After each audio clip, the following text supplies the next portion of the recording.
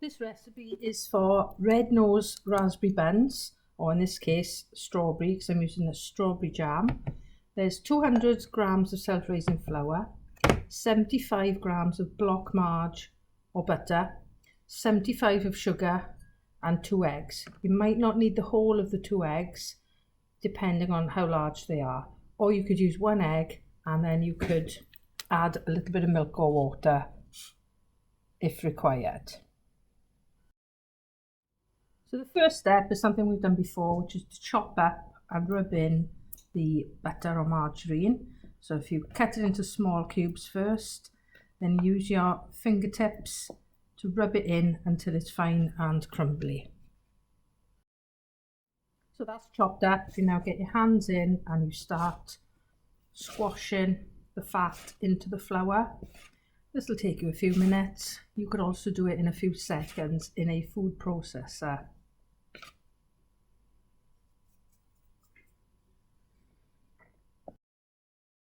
Once you finish the rubbing in, you're going to add in the sugar.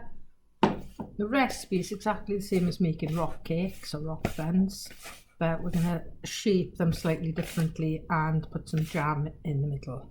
So sugar's gone in. Now I'm going to crack an egg into a basin and beat it.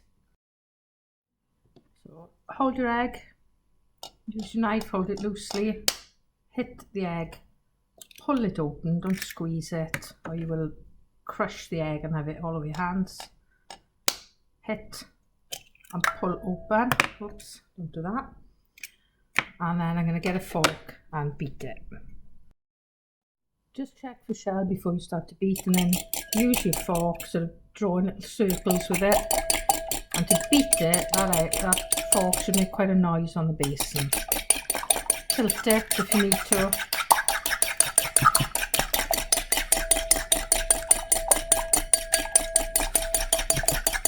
And it should be quite runny. If you try to pick it up with a fork, it will run through. You could also have done that in a jug to make it easier to pour for the next step.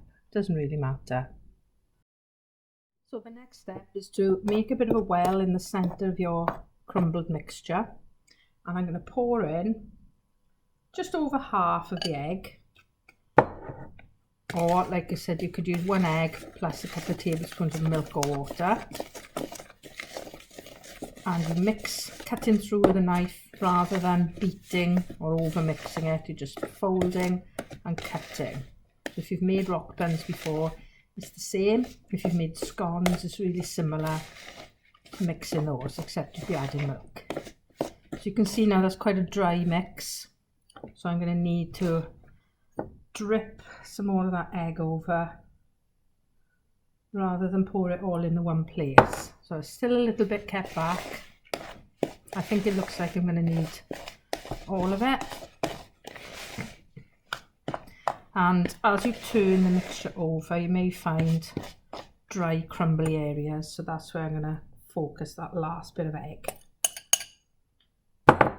Keep the bowl so that if you do need to add a little splash of milk or water, you can mix it with the little bit of egg that's left rather than just adding it straight in. So I think that's what I'm going to do. I'm going to put a tiny splash of water in.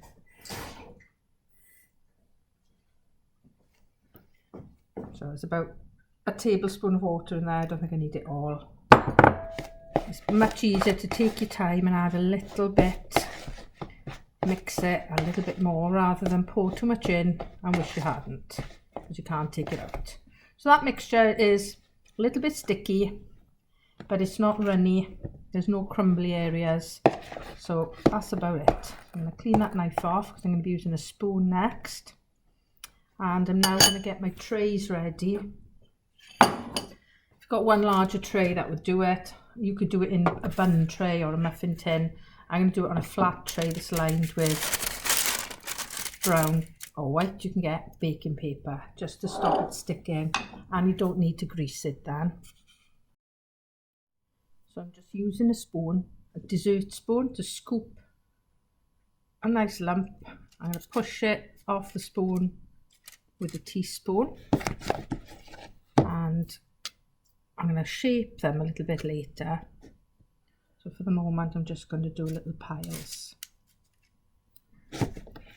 Now the recipe says makes about 10, and it looks like that's just what I'm going to get because I've already put 6 on my other tray. If you wanted to make smaller ones, obviously you could. If you were going much bigger, you'd need to reduce the oven temperature so they don't cook too quickly on the outside before cooking through. I've got it on about 180, 175, 180, depends on how fast your oven usually cooks. So next thing I'm going to do is just to tidy them up a little bit.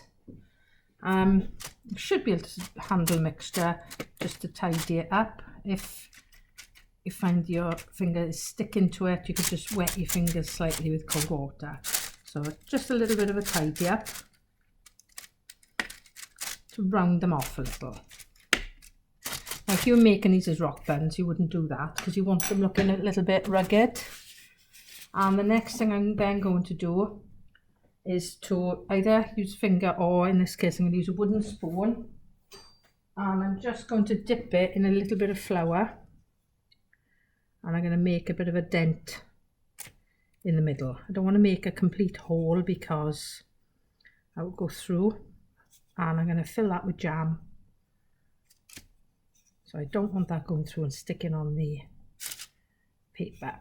So I've just got a little bit of flour in my hand, and I'm just twirling the spoon to make little dents in it. So there should be enough space then for about a teaspoon or so of jam. So now I'm going to put some jam in there. Don't put too much because it will bubble out. So you're looking at a little blob on your teaspoon, just to give it that little red centre. I think maybe I could have made the hole a little bit bigger. We'll see. And once you finish filling them, they're going to need about 12 to 15 minutes to cook. They should rise a little because it's self-raising flour. Take a bit out of that one. They should be a nice golden brown when you're finished. These have been cooking now for 12 or 13 minutes. As you can see, the jam has spread just a little. I think the holes could have been a little bit wider. Obviously you couldn't go any deeper because it would have gone through to the base.